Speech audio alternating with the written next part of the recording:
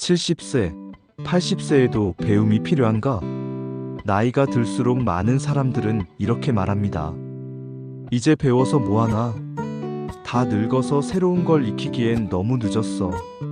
하지만 2500년 전 공자는 완전히 다른 길을 선택했습니다.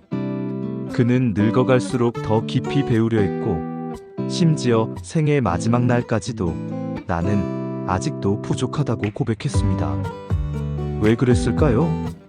이 영상에서는 공자가 노년에도 배움을 멈추지 않았던 근본적 이유, 그리고 오늘 우리가 어떻게 그 가르침을 삶에 적용할 수 있는지를 가장 현실적이고 체계적인 관점에서 풀어드립니다. 1장. 공자가 말한 학습의 목적은 지식을 채우는 것이 아니었다. 공자가 가장 자주 언급한 단어 중 하나가 바로 학입니다. 하지만 공자가 말한 배움은 지식을 축적하는 행위가 아닙니다. 배움이란 사람됨을 벼리는 과정. 공자는 배움을 다음과 같은 과정으로 설명했습니다. 잘못을 발견하고, 부족함을 인정하고, 더 나은 사람이 되기 위해 스스로를 가다듬는 과정. 그러므로 배움은 단순히 더 똑똑해지는 것이 아니라 한 인간으로서 품격을 깊게 만들어가는 도구였습니다. 이 나이는 배움의 적이 아니라 배움의 재료. 젊을 때는 경험이 부족합니다. 하지만 나이가 들수록 배움은 더 깊고, 더 통찰력 있어지고, 더 실천적이 됩니다. 공자는 이를 노년의 배움은 반추의 지혜가 된다고 보았습니다. 경험들이 쌓여있기 때문에 새로운 지식이 삶 속에서 즉시 연결되고, 이래서 그 말이 이 뜻이었구나 라는 깨달음이 훨씬 빠르게 일어납니다. 2장. 공자가 노년에 더욱 배움에 집착했던 이유 5가지. 1. 배움은 인간의 틀어짐을 바로잡는 유일한 방법. 공자는 인간은 누구나 조금씩 비뚤어진다고 말했습니다. 욕심, 습관, 편견. 나이 든다고 저절로 바로잡히지 않습니다. 그래서 그는 말했습니다. 배운 사람만이 하루를 돌아보고 자신을 고칠 수 있다. 나이가 들면 더 보수적이고 경직되기 쉽기 때문에 오히려 배움이 더 필요하다고 본 것입니다. 이 노년의 배움은 자기 기만을 막아준다. 나이가 들어 경험이 쌓이면 나는 이미 충분히 알고 있다는 착각이 생기기 쉽습니다. 공자는 이를 가장 경계했습니다.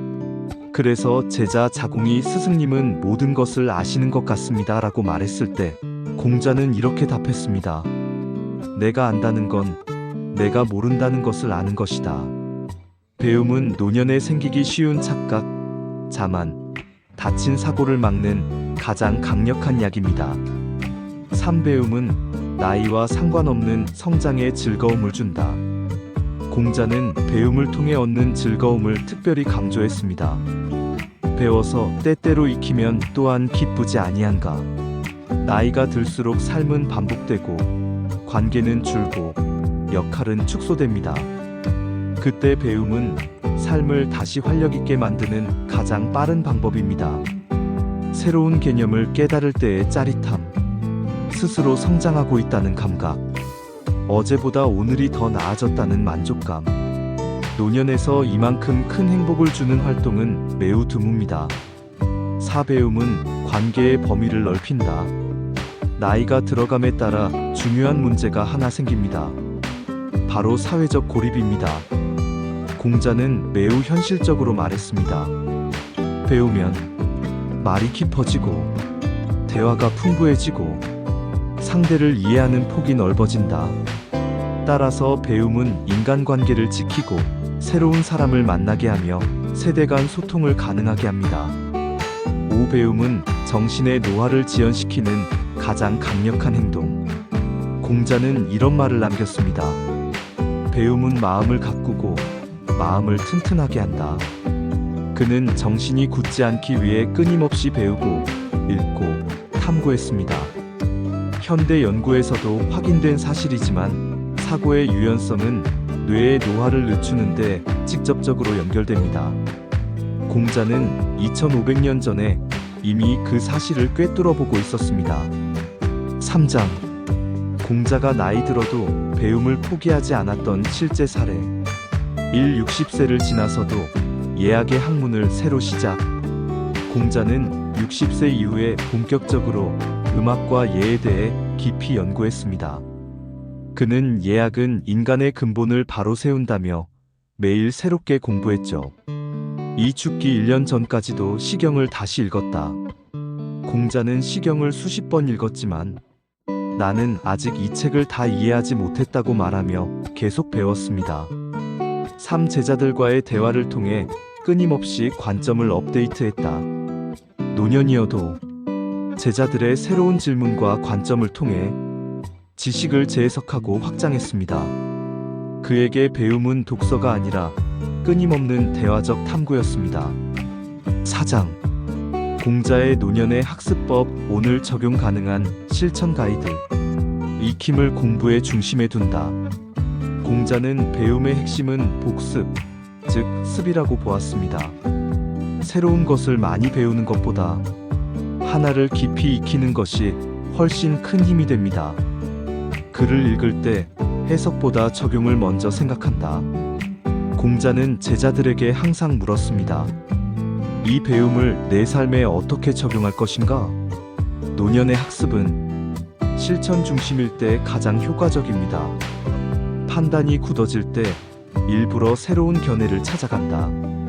공자는 너의 생각과 다른 사람을 스승으로 삼아라 라고 말했습니다. 노년에는 특히 사고가 폐쇄되기 쉽기 때문에 의도적으로 반대 의견을 접하는 것이 중요합니다. 글쓰기와 말하기로 배운 것을 내면한다. 공자는 제자들에게 말해보라, 적어보라, 다시 설명해보라 고 자주 요구했습니다. 이는 오늘날 인지심리학에서 말하는 출력 기반 학습 아웃풋 러닝과 일치하는 방식입니다. 배움의 목표를 성장이 아니라 즐거움에 둔다. 공자는 배움의 가장 궁극적인 목적은 기쁨이라고 보았습니다. 나이 들어 배움을 지속하려면 즐거움이 가장 강력한 동력이 됩니다. 5장 노년에 멈추지 않는 배움이 주는 궁극적 보상. 마음이 젊어진다. 새로운 개념과 관점을 접할수록 사고가 유연해지고 정신의 활력이 유지됩니다. 삶의 깊이가 늘어난다. 나이가 들수록 습득한 지식이 경험과 결합해 지혜로 승화됩니다. 인간관계가 생동감 있게 유지된다. 배우는 사람은 대화가 깊고 타인을 이해하는 능력도 커집니다. 나이가 한계가 아닌 자산이 된다. 많은 사람들은 나이를 약점으로 여기지만 배움을 계속하는 사람에게 나이는 오히려 통찰을 강화하는 강력한 자산이 됩니다. 공자가 남긴 배움의 마지막 메시지. 공자는 말했습니다. 배우지 않으면 그 마음은 메말라 버린다. 우리가 나이 들어도 배움을 멈추지 말아야 하는 이유는 단순합니다. 그것만이 삶을 젊게 만들고 지혜를 풍요롭게 하고 자기 자신을 계속 새롭게 창조하는 길이기 때문입니다.